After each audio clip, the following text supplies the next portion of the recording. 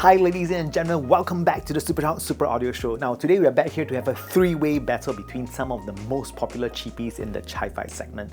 Some of you guys have been asking in the comment section, which should I get? Should I get the Hola, the Truffaut Holas, or the Tangzhou Wan'er? You know, since I reviewed all of them quite recently, including the new Moondrop lance, I thought of throwing that here as well so we can just put them all through its paces. Now in the first corner, of course, we have the Tangzhou Wan'er. This is the cheapie option from Tangzhou that features the ancient female Prime Minister of China, Shangguan Wan'er. The Wan'er has a custom universal chassis that is made from plastic. Initially it came in two colors, white and black, with the limited edition colorway on the way, so I've heard. Build quality on the chassis is quite well put together, but I must say that I noticed that on my copy, the faceplate is picking up some nicks quite easily. It's just a little soft, so if you have it or want to get it, you should put a bit more care while handling the Wan'er. Inside the Wan'er is a single 10mm PET dynamic driver diaphragm.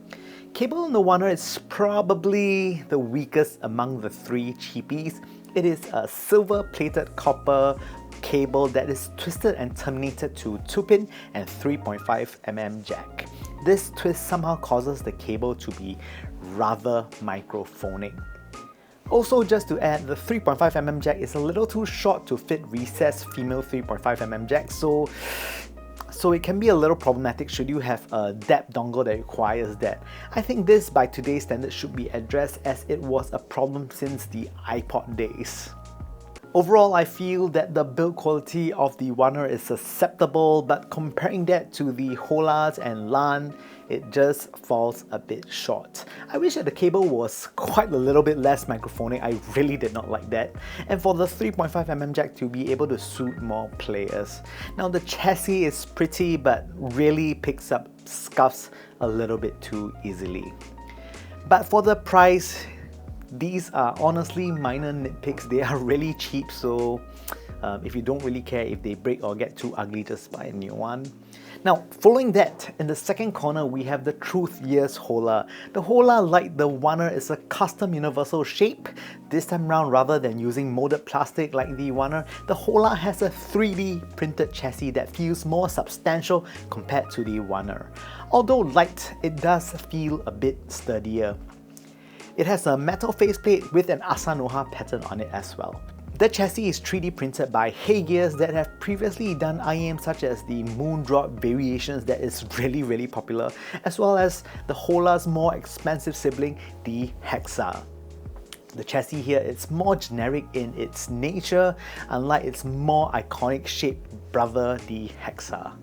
The cable here is a simple black twisted 3.5mm to 2-pin cable. The twist here isn't as tight or compact as the Wan'er, but this actually is a benefit. It lends you to have a more easygoing character in terms of handling.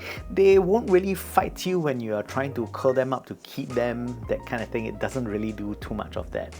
The 3.5mm jack here is sufficiently extended as well, making it easy to use with most DAPs. Inside it is a 11mm PU plus liquid crystal polymer dynamic driver diaphragm. And finally, last of all, the Moondrop lance. The stark difference between the lance and the other two is that it has a stainless steel chassis that is done through metal injection molding. This set itself apart from the Hola and Wan'er right from the get-go. It is in another class of its own when it comes to hand feel of the chassis, as it has just this air of quality. The rigidity of the chassis is also very premium feeling. The size of the chassis of the Lan isn't too big, which is quite wise as this keeps the weight down of the IEM quite a bit. Because it's stainless steel, if it's too big, it gets heavy really quickly. Inside the chassis is a 10mm dynamic driver that is tuned quite differently from the Hola and Wan'er. Cable-wise, it has a cable that has a 3.5mm to 2-pin termination. The cable has a silver and black helix. I think this looks really pretty and handles really rather well as well. No trouble in terms of usage. So now comparing all of them, personally my favourite when it comes to build would be the Moondrop Lance. The steel usage in this price point is really a rarity. It does suggest a better build quality as well. The cable that is paired also feels really good. In second place would be the Truthears Hola. The 3D printed chassis has a nice thickness to them but comes in second place after all because it's still, well, plastic. Cable is also honestly pretty good. And finally, without much surprise, it's the Tangzu Wanner. This is the only one of the three that requires you to baby it a little. It was a little concerning when they pick up small nicks on the surface. Also, the cable provided, it's really not that good. It is really microphonic and honestly way too short of a 3.5mm jack. Next, let's move on to sound. Between the three models mentioned here, the Wanner and Holas are more similar compared to the Lan. Now the Wanner and Hola both have a neutral warm sounding signature, while the Lan is a true neutral IEM. All three are about the same when it comes to technicalities. They are firmly in the entry level camp, but I don't think you can complain too much since, well, they are actually quite cheap. But with that said, let's dive right in with the Wanner first. Now the Wanner features a neutral warm signature, and for the most part it's really well balanced and natural sounding. It does feature quite good details in the mid-range for the price, and that is the highlight of the IEM. So I can see what the engineer is trying to go for here, as the bulk of the tuning revolves around vocals. This is a very beginner-centric earphone, good details in the vocal sections but mediocre in other ranges. Bass here is elevated, mid-bass is a bit more present, and transients on the bass frequencies here are average but will struggle with a little bit faster running bass line. It is however quite dynamic sounding, and this adds a lot of life into the music. The mid-range here, it's warm, sweet with a hint of elevation in the upper mids. This gives very good shape to vocals and allows them to be quite energetic sounding. This is enhanced with the dynamics of the bass as well.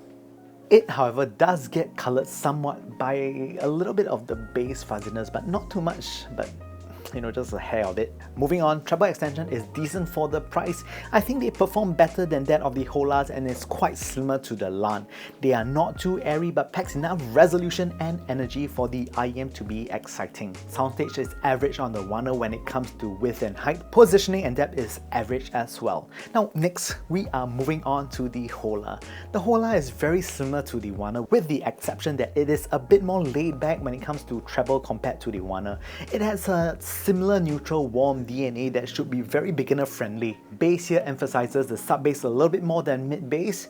Transients, it's average. I do get quite a bit of rumble from them. Details and texture is decent for the price. Dynamics here is also rather good.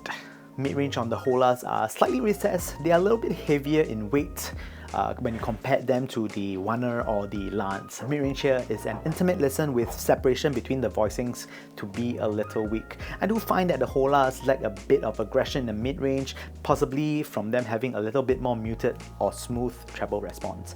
Treble on the Holas are smooth, but I wish for them to be a little bit more in quantity so that this allows the mid-range to have a bit more definition. I would not classify them as airy. Crashes and cymbals have some prominent bite to them, but in no way prominent. Soundstage on the Holas is average as well with width and height. Positioning is okay, but depth suffers a little due to the slight lack of treble energy. Lastly, the Moondrop Lance. Now the Lan is the most different from the other two when it comes to sonic DNA. These are neutral sounding, that is to say they have lesser bass energy compared to the Wanner and Hola. It has more emphasis on treble. So if you are sick of neutral warm signatures that is really so common these days, you can consider Lance, as it is a very different presentation from what is commonplace. Bass on the Lan is lean. That is not to say that there is no bass, but rather a very different rendering of bass. I find that you get more sub-bass on the Lan than mid-bass. Speed of bass is quite average, which is not the norm for this sort of DNA. Dynamics are also on the low side. Mid-range has a average tonal weight. It is leaner compared to the Wanner and Hola. I do like that there is quite a bit of micro nuances in vocals.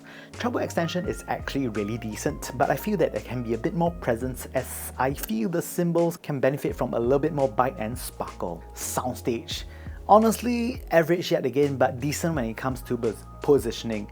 That is weaker, as this isn't a very dynamic pair to create much separation. Comparing the sound qualities of all three IEMs, my personal favorite would be the Warner, as it is overall more engaging to listen to. It does have sufficient treble edge for the mid-range to have a bit more shape. Dynamics are also pretty engaging. The Holas does well too, but it's more muted compared to the Warners. They are quite similar though, and of course the Lance are just altogether very different with a neutral signature.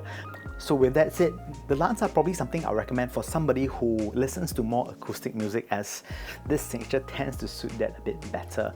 Now, taking in all factors, which to get is really up to the individual. If you want build quality with decent sonic qualities, I think the Hola is an easy recommendation.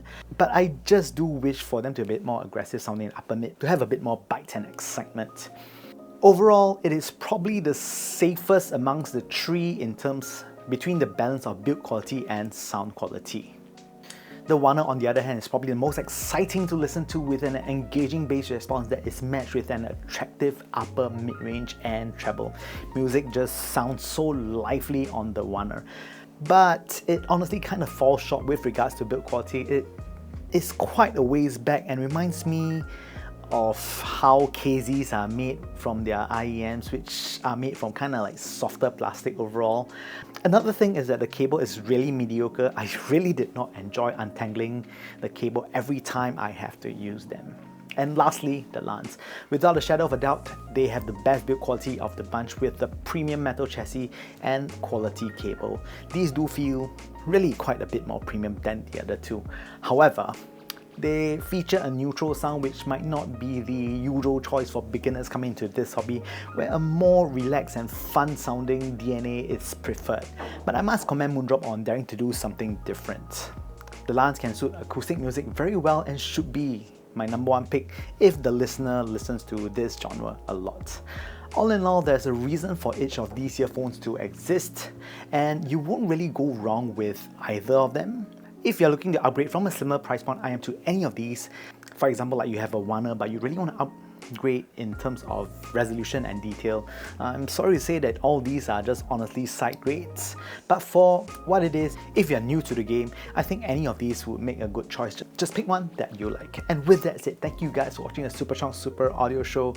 Yeah, I hope you enjoy the content between the three-way kill-out of the three cheapy IEMs. I like all of them, but would just probably pick one and would not buy the other two, because I think the next level up would be actually quite a lot better. And with that said, thank you guys for watching the Superchunk Super Audio Show. Please leave a comment right here down below if you like me to review anything or have anything to say. I'll try my best to respond to them most of the time. With that said, I'll hope to see you guys soon. Bye!